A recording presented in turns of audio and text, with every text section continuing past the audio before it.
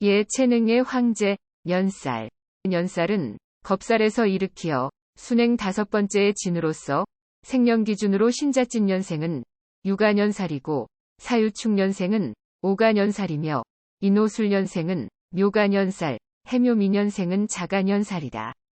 일명 도화살 또는 함짓살이라고도 하는 이 년살을 두고 고서에서는 온 들판에 도화가 만발하여 곱고 빛나는 것을 다투는 것이니 남녀 불문하고 주색을 좋아하며 그 곱고 아름다움은 봄바람을 희롱함과 같도다 라고 했다. 즉, 이 살이 있는 사람을 좋게 말하면 풍류남하여 나쁘게 말하면 주색잡기로 패가 망신하며 여자는 절세가인이나 경국지색으로 표현하지만 대개는 음란하고 교활하다는 뜻으로 쓰여져 왔었으니 보통 사람의 운명 판단에서 곱게 설명될 수 없는 고약한 것으로 해석되었던 것이다. 그러나 세월이 가면서 세상이 변해가듯 역학도 시류에 맞추어 해석돼야 마땅하고 그에 대한 옛 선인들의 귀띔 또한 있었음을 성인도 시속을 따른다 라는 말로 대신하며 년살, 즉 도화살을 설명해 보고자 한다. 우선 고서에 있는 말을 약간만 변형시켜 보겠다. 색깔에 민감하고 음악에 도취하며 꽃과 같이 아름답고 사람을 기쁘게 하는 재주가 탁월하다. 산뜻하고 향기롭고 감미로운 소화효소제 같은 느낌의 것들이 바로 년살이라는 것이다. 그래서 년살을 어떤 향료나 양념처럼 우리 일상생활에서 맛과 멋을 더해주는 존재로 인식해야 한다는 것인데, 이러한 결정체는 각각의 인자 속에서 확실한 뜻을 찾아야 할 것이니 먼저 2월인 묘를 생각해 보기로 하자.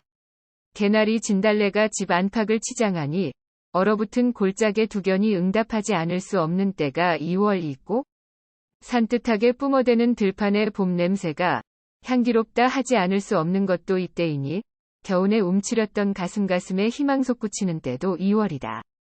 5월 어떠하겠는가? 성춘향과 이몽룡이 남원 땅 광활로에서 첫 상명케함을 만들어냈던 단오절 아니라도 요염하게 또는 도도하게 남의 눈을 흐려놓는 5월의 장미를 빼놓을 수 없으며 어쩌다 대할 수 있는 민속화 속에 관광술래하는 처녀들을 훔쳐보는 풋내기 총각들의 짓궂음이 8월 한가위의 풍경이라는 것이다. 뿐만이겠는가? 녹방도화의 자원이라 하듯 세기의 사랑을 만들어낸 황진이의 노랫 속에는 동짓달 기나긴 밤 한 허리를 베어내어 춘풍 이불 아래 서리서리 넣었다가 어른이 모신 밤 이어든 구비구비 펴리라. 이것은 동짓달을 노래한 것으로서 년살은 모두 자, 오, 묘, 6월의 시절을 말한 것이니 비록 그 시절 그 속에 눈물이 없었던 것은 아니지만 수백 년, 수십 년을 내려오면서 멋으로만 남아 우리를 즐겁게 하고 있는 것들이다. 다시 말해 자, 오, 묘, 6월은 각 계절의 중앙을 차지하고 있음으로써 보통 사람들은 묘를 보아야만 봄인 줄 느끼고 8월인 유를 보아야만 가을임을 체감할 수 있으니 이렇듯 사계절을 구분해주는 연살이야말로 흑백을 분명히 해야 하는 운명감정에서 무엇보다 중요한 신살이라는 것이다. 돈을 벌 것인가? 손해를 볼 것인가? 아니면 어떤 일을 할 수 있을까? 없을까? 등등의 문제거리를 안고 찾아오는 고객들에게 도전이냐? 포기냐? 를 판단해 주어야 하는 당면 문제를 놓고 연살을 응용해보면 된다는 것이다. 결론부터 말하자면 돈을 벌 수 있는 사람과 프로가 될 수 있는 사람을 구분하는 데는 반한살이 주장하지만 반한살과 삼합하는 연살이 있어야만 그것을 돈으로 변모시켜준다는 것이다. 어떤 음식 또는 상품도 양념이나 향료를 더해 확실한 맛을 내거나 분명한 색깔을 냈을 때라야 각 소비자의 구매욕을 불러일으키게 된다. 그랬을 때 인기 상승과 더불어 고가 판매가 이루어지는 것처럼 예를 들자면 필자 고객 중 한 사람인 병술생 모 화가는 5월 김요일 출생이었다. 생일에 년살이 있으니 새벽이라는 작품으로 크게 히트한 바 있는 사람이다. 정혜생인 또 다른 화가는 자월 출생으로 년살이 생월에 들어있는데 뛰어난 운무의 기법으로 그림을 그려대는 바. 묘는 동트는 새벽의 모습으로 자는 어둠에 쌓인 구름의 모습으로 멋들어진 그림을 그렸다는 것이다. 8월 쥐띠였던 한 고객은 깨졌거나 찌그러진 자동차를 애초의 모양대로 펴주는 일로 부자 돼가고 있었고, 손재주를 자랑하던 기축생 안학이 경호, 연살 대운을 만나더니 남대문에서 액세서리 도매업으로 거금 벌어들이는 것을 보았는데, 이렇듯 원국엔 연살이 있거나 연살 대운을 만났거나 했을 때 각자의 특성에 따른 최고의 인기도가 부여되는 바, 그의 삼합인자인 반한살과 겁살이 가세된다면 금상첨화가 된다는 뜻이다. 대부분 말하기를 인생에서 돈이 먼저는 아니라고 한다. 하지만 곰곰이 생각해보면 그것은 틀린 말이다. 때문에 연살을 도화살이라고 비판만 할 수는 없다. 인기와 금전은 비례되는 것이고, 인기는 저절로 오지 않으며 무던히 노력하고 봉사하는 데서 나오는 것이다. 그렇다면 차라리 연살을 직업이라고 해야 옳지 않을까? 다시 말해, 이 세상에 태어날 때 조상으로부터 받은 재주인 것이고, 그 재주가 한층 살아날 때 출세할 수 있다는 것이다. 연살이 가진 불유쾌함도 살펴야 한다. 연살은 정식 혼인 절차를 거치지 않고 들어온 여자이다. 때문에 조강지처인 월살과 시기 질투를 한다. 남편의 사랑을 독차지하려고 벌이는 여인네들의 치열한 싸움 같음을 말하는 것이다. 그러나 처첩간에 위기투합하여 공경에 빠진 남편을 구해내는 일도 허다하게 있으니, 여느 신살과 마찬가지로 연살이 있는 주변 여건에 의해서 중상모략이 발생할 수도 있고 위기투합을 할 수도 있다는 것이다.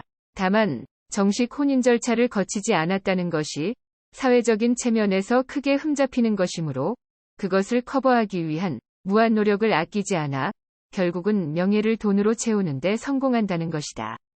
때문에 연살이 원국에 있거나 연살대운에서는 학력을 중시하는 공채시험에 합격할 수 없는 대신 실기를 우선하는 시험이라야 가능하다는 것이지만, 대부분 실기를 우선하는 곳에서는 공채시험이 그리 많지 않음이 흠이 되기는 한다.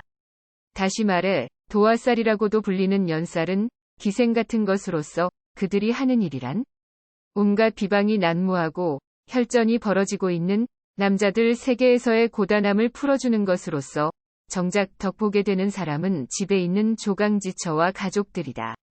그래서 그들이 국가적으로 없어서는 안 될 존재이지만 애석한 것은 국가에서 그들에게 자격증을 주지 않는다는 사실이다. 요즘에는 각종 기술 및 예체능 자격증이 이를 대신하고 있는 바, 대표적인 것은 의사가 되겠으나 그것도 다른 신살들처럼 원국의 것은 좌우에서 소통을 막지 말아야 하고, 대운의 것은 원국에서 곱게 받아주어야 한다는 것이다. 신뢰를 들어보기로 한다. 위 사람은 1926년 음력 3월생 남자이다. 3월 호랑이띠이고 묘시 출생으로 연살이 시에 있는 사주인데, 생일에 술화개살을 묘술 육합으로 천방지축을 다독거리고 있으니 묘년살의 기회가 한층 업그레이드된 사주이다. 동물의 상으로 쉽게 말하면 이렇다. 생일에 있는 병술화개살은 벌건 대낮에 나다니는 대형견에 속한다. 때문에 목줄 없이 돌아다니면 안 되는데, 화개살이 천방지축 벌거숭이인 만큼 목줄 없이 다니다가 자동차에 치이거나 사람한테 덤벼 온몸 일그러지기 십상이다. 다행히 시에 있는 신묘 연살이 황금관을 쓴 토끼처럼 또는 순백의 드레스를 입은 토끼처럼 순수의 모습으로 변모시켜 놓는다는 것이다. 실제로 이 사람은 정형외과 의사였다. 어떤 사고에 의했거나 질병에 의했거나 부러진 뼈를 붙이고 찢어진 살을 꿰매는 것이 정형외과의 본 업무겠지만, 꿰맨 자리가 흉하지 않도록 바느질 예쁘게 해야 함에서 이 사람은 성형외과 의사를 뺨칠 만한 실력의 소유자였다는 것이다. 이 사람은 돈을 아주 많이 벌었다.